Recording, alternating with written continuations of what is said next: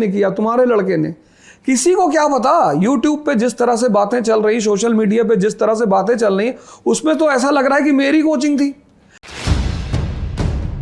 आप इंटरव्यू लीजिए, इंटरोगेशन में, ठीक है, जो आप क्लासरूम की तरह जो इसकी बेसिक जरूरतें होती हैं क्लासरूम की, जो सेफ्टी मानक रखे जाते हैं उसको, क्योंकि उसी हिसाब से भी हम लोग भी रखते हैं। बिल्कुल होना चाहिए, मीडिया वाले बिल्कुल सवाल जरूरी है, लेकिन आप लोग की बात, एक बात बताइए, आप जो कह रहे हैं अहंकार से भरे, आप लोग बोलिए कि ये घटना जब होती है तब आप लोग ऐसे दौड़ जाते हैं। मैंने करवाया, मुझे ढूंढा जा रहा था, मैं नहीं आता वहां पर, एक दिन नहीं आया, दूसरे दिन नहीं आता, मैं जिम्मेदार था। मैं 27 तारीख को निकला, मैं गुरु महाराज के पास पहुंचा, उनकी हालत बहुत ज्यादा खराब थी।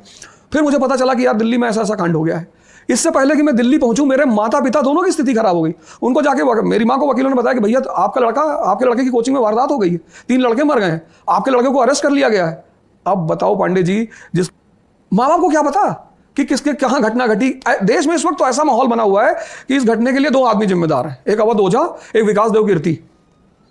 हाँ ठीक है, आप हमसे आशा करते हैं, हम आपके लिए लड़ेंगे भी।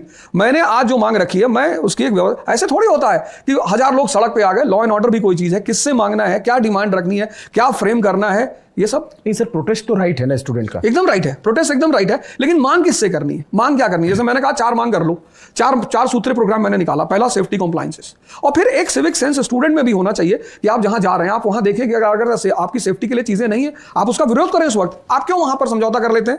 सेफ्टी कॉम्प्लायंस अगर कोचिंग नहीं रखती है तो ये स्टूडेंट की भी जिम्मेदारी है कि वो लिखित दे। आजकल सोशल मीडिया के दौर में अगर एक बात आप ट्विटर, इंस्टाग्राम, फेसबुक, यूट्यूब पे लिखते हैं, सरकार तुरंत हरकत में आती है कि नहीं आता। तो ये घटनाएं, अगर इसका विधिक कानून नहीं बनेगा, दबाव बनना चाहिए कोचिंग ओनर पर, अधिकारियों पर दबाव बनना चाहिए। मैं तो यही बात कह रहा हूं। मुझे बेसमेंट की क्लास मिल रही थी पूसा रोड पर 4 लाख रुपए कम में। गुप्ता जी जो मेरे ओनर है, उन्होंने मुझसे कहा, आज भी मेरी बेसमेंट खाली है, जहां इस वक्त मेरी कोचिंग है अवध ओझा क्लासेस, उसकी बेसमेंट आज भी खाली है। उन्होंने मुझसे कहा कि मैं आपको बेसमेंट 18 लाख रुपए में दे दूंगा, आप 18 में ले लो। मैंने कहा भाई साहब बेसमेंट में जाना नहीं है, मैंने बेसमेंट में बहुत क्लास लिया और मैं जानता हूं बेसमेंट की क्या स्थिति है, और आज नहीं तो कल, ये मैंने उनसे कहा, आज नहीं तो कल आप देख लेना ये सारी बेसमेंटें बंद हो जाएंगी। बेसमेंट मतलब एक कंसंट्रेशन कैंप, आप अंदर चले गए, आपकी भी कोई गारंटी नहीं है। मैं खुद, मैंने संजू वर्मा सर की बात बताई, मैं क्लास ले रहा था, भूकंप आ गया, लड़के बेचारे भागे। हमने कहा देखो यार भागने से कोई फायदा है नहीं, धीरे धीरे निकल लो, जो होना होगा होगा, नहीं तो सब मारे जाएंगे इसमें।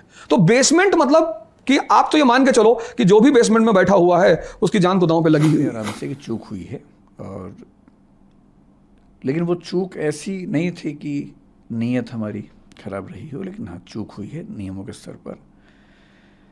इंटरेस्टिंग बात या विचित्र बात यह है कि अगर आप मुझसे पूछें कि दिल्ली में कितने कोचिंग इंस्टीट्यूट्स हैं, मेरा ख्याल है कि उनकी संख्या कम से कम 1000 तो होगी, शायद ज़्यादा होगा, 2000 भी हो सकते हैं, ज़्यादा भी हो सकते हैं। जो नॉर्म है फायर एनओसी की, एजुकेशनल बिल्डिंग की, अगर आप मुझसे पूछें कि दिल्ली में कितनी बिल्डिंग्स के पास हैं, मेरा अनुमान है कि 2000 में से शायद एक के पास भी नहीं है। एक के पास भी? जी, ध्यान रखिए मैं जो कह रहा हूँ, fire NOC for educational building. Fire NOC कई तरह के होते हैं, अलग अलग कैटेगरीज में होते हैं, अलग अलग चीज़ों के लिए बने होते हैं।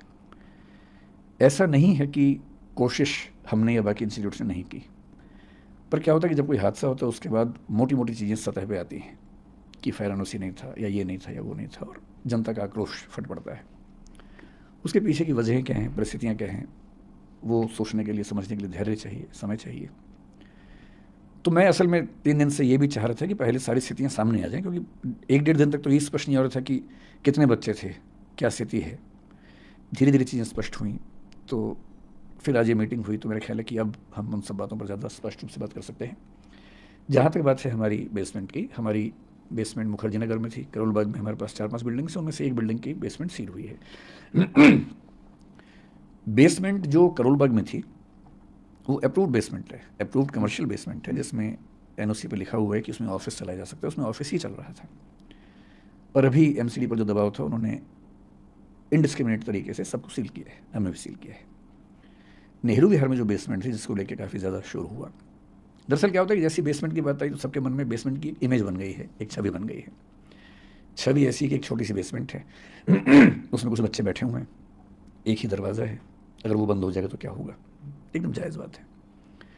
जो नेहरू विहार की बेसमेंट थी वो किसी घर की बेसमेंट नहीं थी, वो एक कमर्शियल मॉल है, उसकी बेसमेंट है, बहुत बड़े आकार की बेसमेंट है। उसमें 1 नहीं 2 नहीं 7 एग्जिट हैं, 7 एग्जिट आपस में कनेक्टेड हैं। उसमें क्लासरूम्स थे, हर एक क्लासरूम के अंदर मैप लगे हुए हैं कि किसी भी इमरजेंसी में आप कहाँ कहाँ से बाहर निकल सकते हैं। हमारे स्टाफ के जितने मेंबर्स हैं उन सब की ट्रेनिंग वहाँ पर लगातार होती है। फायर डिपार्टमेंट की मॉक ड्रिल्स वहाँ पर लगातार स्टाफ के साथ होती हैं। मैं अपने होशो हवास में ये बात कह रहा हूँ कि हमें 3 दिन पहले जो इंसिडेंट हुआ उसके पहले ये एहसास था कि वो बेसमेंट शायद दिल्ली के सबसे सेफ इंफ्रास्ट्रक्चर्स में से एक है, क्योंकि जहाँ तक फायर की बात है, और वो बिल्डिंग बनी है नेशनल बिल्डिंग कोड के जो लेटेस्ट प्रतिमान है उनके हिसाब से, क्योंकि बिल्डिंग हाल ही की बनी हुई 10-12 साल पहले की बिल्डिंग है।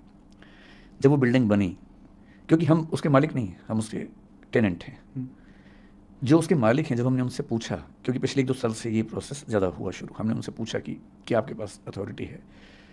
उन्होंने कन्वेंस डीड की कुछ चीज़ें अंडरलाइन करके दी, जो उन्होंने हाई कोर्ट में भी दिखाई। हाई कोर्ट में इस पर 1-1.5 साल से केस भी चल रहा है। डीडी और एमसीडी के बीच में कुछ कन्फ्यूजन्स हैं, कई चिट्ठी एमसीडी ने लिखी हैं, कई डीडी ने जवाब दिए हैं। अब कोर्ट में कल फिर उसकी अर्ली हियरिंग होने वाली है, उसमें वो बात भी आने वाली है 28 अगस्त को, वरना वो हियरिंग थी 28 अगस्त को फैसला वैसे भी होने वाला था कि ये अलाउड है या नहीं, उसके बाद हम शायद हटते ही। और पिछले 1 साल में हमने अपने स्टूडेंट्स को न केवल क्लास में मैंने बताया कई बच्चों को, अब जो एकदम लेटेस्ट वाले बच्चे उनको छोड़ दें, क्लास में जा के सबको बताया कि ऐसा हो सकता है कि हमें इसकी परमिशन ना मिले, उस केस में हम शिफ्ट करेंगे। यहाँ तक कि उनसे आज से करीब 1 साल पहले की बात होगी, उनसे हमने ऑनलाइन एक फॉर्म भरवाया कि उस केस में वो कहाँ जाना पसंद करेंगे, करोलबाग जाना पसंद करेंगे, यहाँ रहना पसंद करेंगे, या अभी तय नहीं कर पा रहे हैं, बाद में तय करेंगे। वो डेटा हमारे पास पूरा है कि उन बच्चों ने 1 साल पहले क्या क्या वोट भरा, और सहमति ये थी कि अभी सरकार में वो हाईकोर्ट में केस चल रहा है, जैसे उस पर कोई निश्चित निष्कर्ष आएगा उसके बाद हम उस तरह से काम करेंगे।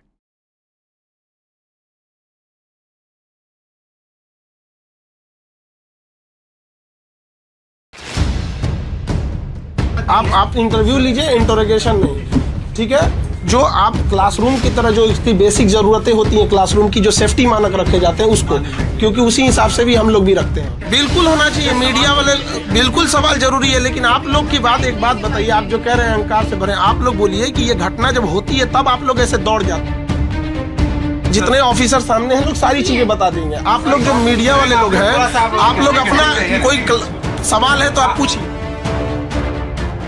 3 रास्ते हैं निकलने के लिए, हालांकि 2 एग्जिट होना चाहिए, हम लोग के पास 3 रास्ते हैं, और जो ग्राउंड फ्लोर पे उस पे 6-7 रास्ते हैं। तो जो रास्ता है निकलने के लिए वो पर्याप्त रास्ते हैं यहाँ पर। बाकी आप लोग ने देखा होगा कि 3 रास्ते हैं। मेनली निकलने के लिए पर्याप्त रास्ता रहना चाहिए कि इमरजेंसी के टाइम पे कभी भी क्या होता है ना कि एक अगर रास्ता रहेगा ना तो इमरजेंसी में प्रॉब्लम आती है। तो हम लोगों ने 3, कहीं 5, कहीं 7 इस टाइप के रास्ते रखे हैं। वेंटिलेशन होना चाहिए, वो चीजें तो नजर नहीं आई। जुगाड़ थर्मोकॉल का फ्लोर पे इस्तेमाल किया हुआ है, वो चीजें देखिए, वो तो डेंजरस हो सकता है। नाम है खान सर, आप तो बहुत बड़े नाम है, काफी पैसा कमाया होगा, फिर भी ऐसी व्यवस्था हम अवेलेबल करा देंगे। आपको नहीं लगता है कि थोड़ा और दुरुस्त करना चाहिए? आप लोग अपना इंफ्रास्ट्रक्चर आप लोग उसको महल की तरह सोचिएगा तो क्लासरूम और महल में अंतर होता है। महल जैसा पैसा भी तो लेते होंगे आप पहले पता करके आइएगा कितने पैसे लिए जाते हैं, ठीक है। आप इंटरव्यू लीजिए, इंटरोगेशन नहीं, ठीक है। जो आप क्लासरूम की तरह जो इसकी बेसिक जरूरतें होती हैं क्लासरूम की, जो सेफ्टी मानक रखे जाते हैं उसको, क्योंकि उसी हिसाब से भी हम लोग भी रखते हैं वहाँ पे। इंटरोगेशन में नहीं कर रहा हूँ, ठीक है सर, हम आपकी बात समझ रहे हैं। मैं समझ रहा हूँ कि आप अहंकार में लबालब है, बोल रहे हैं कि इंटरोगेशन, लेकिन सवाल तो बन रहा है ना कि दिल्ली में हादसा हुआ, 3 बच्चे मारे गए, लगता नहीं है कि जरूरी नहीं है क्या आपको लगता है? बिल्कुल होना चाहिए, मीडिया वाले बिल्कुल सवाल जरूरी है, लेकिन आप लोग की बात, एक बात बताइए, आप जो कह रहे हैं अहंकार से भरे, आप लोग बोलिए कि ये घटना जब होती है तब आप लोग ऐसे दौड़ जाते हैं। आप लोग की भी रिस्पॉन्सिबिलिटी बनती है। एक बार दिल्ली में घटना से पहले आप पाइप चेक करने आप लोग की टीम गई थी, वो अचानक तो पाइप नहीं टूटा होगा। लोगों को अंदर आने भी नहीं देते हैं, पुलिस के साथ आप हम लोग आ गए। हाँ, तो आप लोग क्लासरूम के अंदर आप आने दीजिएगा क्या? बाउंसर है आपके पास? क्यों नहीं? आप आज कैसे आ गए? चलिए आप बताइए, मेन टॉपिक बताइए, आप मेन टॉपिक बात बताइए। इंफ्रास्ट्रक्चर की प्रॉब्लम्स हमसे उससे रिलेटिव डिपार्टमेंट को बताएंगे, वरना आप लोग के लिए जो इतना हिस्सा हो आप अपने हिसाब से करेंगे। स्ट्रेंथ क्या है स्टूडेंट्स का यहाँ पे? वो हम जितने ऑफिसर सामने हैं लोग सारी चीजें बता देंगे। आप लोग जो मीडिया वाले लोग हैं, आप लोग अपना कोई सवाल है तो आप पूछिए। आपका का नाम नहीं ले रहे हैं, सबकी बात कर, मारेगा तू हमको। बहुत बड़ा फ्रॉड है, मैं बोल रहा हूँ, बहुत बड़ा फ्रॉड है।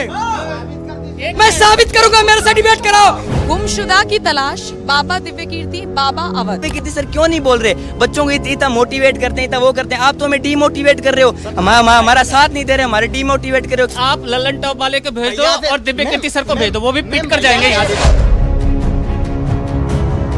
सारे स्टूडेंट इन फर्जी मास्टरों के लिए जान दे देते हैं, लेकिन अभी तक एक आवाज नहीं ये लोग उठाया जो रील्स बनाकर माइंड वॉश करके 12th करके बच्चे यहाँ आते हैं, कोई ग्रेजुएशन करके बच्चे आते हैं, और यहाँ उन लोग का कितना माइंड विकसित होता है। वो देखते हैं क्या कहता है ये लोग, कुछ ना होगा तजुर्बा होगा। अरे तजुर्बा नहीं, मौत। और एक चीज, असली चीज बताते हैं।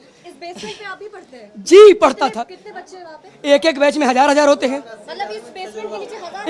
एक क्लासरूम में, एक क्लासरूम में, और एक साथ बैठते। एक बेसमेंट की बात कर जाए, लाइब्रेरी उबरी मिला के 15,000 तक बच्चे बैठते हैं। 2.5 लाख है, और सुरक्षा के नाम पर कुछ नहीं है। एक शासन के सारे तंत्र के साथ साथ कोचिंग माफियों का नैक्सेस होता है। नैक्सेस नहीं होता तो 7 दिन पहले जो भाई मारा गया था तभी ये लोग सतर्क हो गए होते हैं। मैं कई बार सतर्क किया कि ये बिल्डिंग छर्जर है, गिर सकती है, बहुत सारे चीज़ों को लेकर मैं लिखा भी। आपको ध्यान होगा भंडारी बिल्डिंग में जो आग लगी थी, उस वक्त भी मैं लगातार आवाज़ उठाया, लेकिन क्या हुआ? मौत मिला, क्योंकि इनके बच्चे तो यहाँ पढ़ते नहीं। इनके बच्चे इसको जिम्मेदार मान रहे हैं? Coaching mafia. ये इनको तो गुरु बोलने लायक है नहीं ये लोग। मास्टर कल तक मानता था गुरु, लेकिन ये मौत का सौदागर और शासन तंत्र भी है। आप चले जाइए गलियों में, नेहरू बिहार इधर मुखर्जी नगर में वाटर लॉगिन हो रखा है गलियों में, कहीं से इलेक्ट्रिसिटी टच होता है, कहीं कहीं कट जाता है, चूहा ने काटा। ऐसे तो नीलेश मारा गया था जिसको मेंस देना था। इसको कुछ नहीं करते? करते तो हमारा भाई आए दिन मारे नहीं जाता। ये इन लोग की एनओसी किसी को मिला है बेसमेंट में क्लास न चलाने के लिए 2021 में ही नोटिस दिया गया था। फिर कैसे चल रही है भाई 2021 से 24 से? मैम आप ये बताइए, जो टीचर कौन होता है? टीचर वही तो होता है जो पढ़ाता है। कुछ टीचर ऐसे पिछले 6 साल से नहीं पढ़ाया हुआ है और अपन को सबसे बड़ा टीचर मानते हैं। यही दृष्टि के विकास दिव्य कीर्ति 6 साल से नहीं कोई क्लास लिए लाइव, कोई भी क्लास नहीं लिए 6 साल से, और फिल्म बनाते हैं। आप हमें एक बात बताइए, स्टूडेंट से हमारा क्वेश्चन है, जो भी स्टूडेंट आते हैं यहाँ पे, इनके कहने से आते हैं, इनके रील्स देख के आते हैं, इनके वीडियो देख के आते हैं। सरकार नहीं बुलाती दिल्ली बच्चों को, ये बुलाते हैं टीचर। महिलाओं को भी साथ देना चाहिए। टीचर बुलाते हैं भैया, टीचर बुलाते हैं इन लोगों को।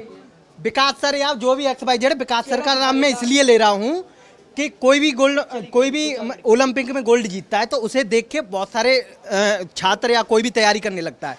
ये उसी हिसाब से ये जो है कोचिंग माफिया है सबसे बड़े, इनको देख के बहुत सारे मैम मेरे साथ की लड़की आवाज उठाते 3 दिन से कहाँ है? फिर आवाज उठाते 3 दिन से कहाँ है? बताइए आप। अच्छा ये बताइए, जो फीस आप लोगों की गई हुई है, कोचिंग सेंटर सारे बंद है, लाइब्रेरी बंद है, पढ़ाई ठप। मैं आपको बताता हूँ, इस कोचिंग की बताता हूँ। कहाँ खुली है? कौन बोल रहा है खुली है? मैं तो ऊपर से देख कर आई हूँ, सब बंद, ताले लगे। इस दृष्टि के बारे में हमें ज्यादा जानकारी, इसलिए इसकी ज्यादा बात करूंगा। 2,80,000 फीस है इसकी इंग्लिश मीडियम की, करोल बाकी 2.5 लाख हिंदी मीडियम की फीस है यहाँ की। आप हमें एक बात बताइए, इतनी फीस होने के बाद भी आप 3 दिन से कुछ बोल नहीं रहे, क्यों नहीं भाई? जिम्मेदारी आपकी इसलिए ज्यादा है कि स्टूडेंट आपके वीडियोज, आपके रील्स देख के दिल्ली आता है, कोई सरकार नहीं बुलाती स्टूडेंट को। आप हमें ये बताइए, आपको एक ट्वीट नहीं कर सकते आप? मैं दृष्टि में जॉब करता था, मैं अपनी बताता हूँ। ये इसलिए मैं बात रख रहा हूँ कि जो भी स्टूडेंट, सबसे पहले एक क्वेश्चन हमारा स्टूडेंट से जो भी यहाँ आते हैं उनसे ये है कि आप ये क्यों पूछते हैं कि कितना सिलेक्ट, आपकी कोचिंग से बच्चे कितने सिलेक्ट हुए सर? आप ये क्यों नहीं पूछते कि आप 20,000 बच्चों को पढ़ाया आपने, सिर्फ 5 या 10 सिलेक्ट क्यों हुए? नहीं इनके सेलेक्ट होते हैं। वो भी नहीं होता, फाउंडेशन का कोई भी नहीं होता। कभी मॉक वाला हो जाएगा, कभी अस्मिता योजना चलाते हैं ये लोग तो उसका हो जाएगा, कोई प्रॉपर IAS प्रॉपर सिलेक्ट नहीं होता। अच्छा ये जो बड़े बड़े पोस्टर्स लगाए जाते हैं कि ये बच्चा हमारे यहाँ से निकला हुआ है, ये मैं बताता हूँ, जो पिक्चर में दिखा फेक है। मैं बताता हूँ फेक जो भैया सुनो, या तो तुम बोल लो या उन्हें बोलने दो। उसका मैं बताता हूँ उसका क्यों। ये मॉक इंटरव्यू लेते हैं जब मेंस क्लियर हो जाता है स्टूडेंट का, हिंदी मीडियम का हो या इंग्लिश मीडियम का, ये मॉक इंटरव्यू लेते हैं। मॉक इंटरव्यू में इनका सबसे बड़ा रूल होता है, फॉर्म भरवाते हैं कि आप मॉक इंटरव्यू तभी दे पाएंगे जब सिलेक्ट हो जाते हैं तो हमारे लिए ऐड करना पड़ेगा, हम आपका फोटो का कहीं भी प्रचार कर सकते हैं, तो आप मॉक दीजिए। तो तब कोई भी स्टूडेंट सिलेक्ट, जब मेंस लिख चुका है तो इंटरव्यू देगा तो वो अरे कहीं भी जाके मॉक देना चाहेगा अपनी वो दिखाने के लिए। तो इसलिए वो जाते हैं, मॉक लेते हैं, और जैसे ही मॉक इंटरव्यू जिस भी स्टूडेंट का सिलेक्शन हो जाता है उसी दिन उसका मॉक इंटरव्यू आपने देखा होगा आ जाता है। भी एक मिनट, आप बस अभी लल्लन टॉप वाले को भेज दो और दिव्य कीर्ति सर को भेज दो अभी। वो अरे जॉब किए हैं भाई, क्या चीज का जॉब करते हो? दृष्टि में पढ़े हो? कौन सा डिपार्टमेंट में जॉब करते हो? क्या पता है तुम्हें दृष्टि के बारे में? किसी का नाम ले लेते हो यार, ऐसे नहीं लो किसी का नाम। तुम क्या भी बोले, सबसे बड़ा कोचिंग माफिया विकास दिव्य कीर्ति है, यही बोले ना? पहले जानो, बहुत बड़ा फ्रॉड है, मैं बोल रहा हूँ, बहुत बड़ा फ्रॉड है। मैं साबित करूंगा, मेरे से डिबेट कराओ, मैं कोर्ट में चलने के रेडी हूँ। मैं फ्रॉड है, फ्रॉड है, एक शब्द नहीं बोला। एक मिनट सुनो, अभी आप लल्लन टॉप वाले को भेज दो और दिव्य कीर्ति सर को भेज दो, वो भी पिट कर जाएंगे यहाँ से, वो भी पिट कर जाएंगे यहाँ से। एक सेकंड, क्या नाराजगी है, क्या नाराज? आप ना बस दिव्य कीर्ति सर को और लल्लन टॉप वाले को भेज दो यहाँ पे, अभी वो पिट के जाएंगे यहाँ से। भैया से हमारी कोई नाराजगी नहीं है। क्या नाराजगी है? अरे बहुत बड़ी नाराजगी। भैया को ये पूछो, हमारी उनसे कोई इनसे ये पूछो। 3 दिन हो, अरे सुन तो लो यार भाई, सुन तो लो 1 मिनट। तीन मैं, अरे सुन तो लो, अरे रुक तो जाओ। 3 दिन से ये मामला हुआ है। विकास क्या ये नाराजगी? नाराजगी? हाँ ये नाराजगी, ये नाराजगी तक नहीं आया उनका। क्या तो क्या हुआ? अरे तो सबका नाम लो ना। अरे सबके बात, तुम्हारे पापा का नाम नहीं ले रहे हैं, सबकी बात कर, मारेगा तू हम।